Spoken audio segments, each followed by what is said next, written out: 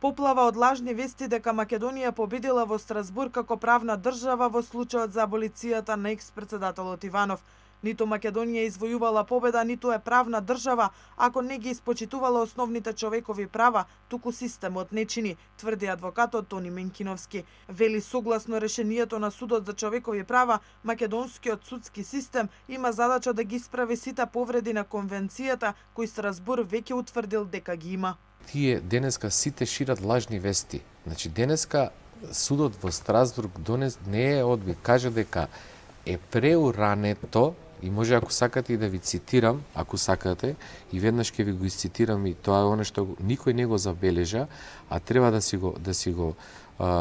значи според тоа судот одлучи дека националните судски систем кој може директно да ја применува конвенцијата, треба да му се даде шанса да ги реши жалбите и да ги исправи сите прекршувања на конвенцијата што ќе ги утврди. Менкиновски, цитирајќи дел од решението на Страсбург, вели дека и во самата одбрана државата се повикувала на апелација и Врховниот суд со оглед на тоа дека постапките не се завршени. Но наместо Македонија да ги чека ваквите одлуки, министерот за правда во консултации со Врховниот суд можеле да побараат советодавно мислење од судот во Страсбург и да се знае дали аболициите важат или не.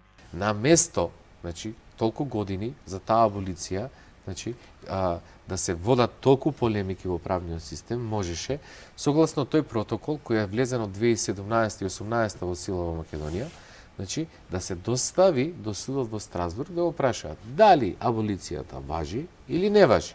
Значи, тоа е многу јасно опишано. Многу малце луѓе го знаат, по правило, по службена должност, оние кои го водат Министерството за правда мора да го знаат ова. За шансата која испраќа Страсбург до македонските судски власти потврди одбраната на жалителите. Адвокатот Владко Илиевски за Алфа рече дека судовите сериозно треба да го сватат решението на Страсбург и да не ги игнорираат аргументите дека еднаш дадена аболиција од претседател на држава не може да се поништи и таа е важачка. До некаде и ги разбирам овие восклици на победа, со оглед на тоа што секојдневно се соочуваат со порази и неуспеси на сите полиња.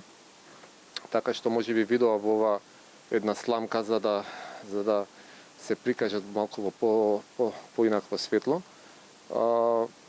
Нека продолжат да се самозалажуваат, но нека не ја замајуваат јавноста дека ова е некаква победа за владата, бидејќи не е победа. Европскиот суд пред 2 дена реши и детално објасни дека случаите на СЈО за сега нема да пропаднат, но прерано е тие да одлучуваат за нив. Одлуката во Страсбург ја донесоа 7 судии од Норвешка, Финска, Велика Британија, Турција, Малта, Белгија и Молдавија.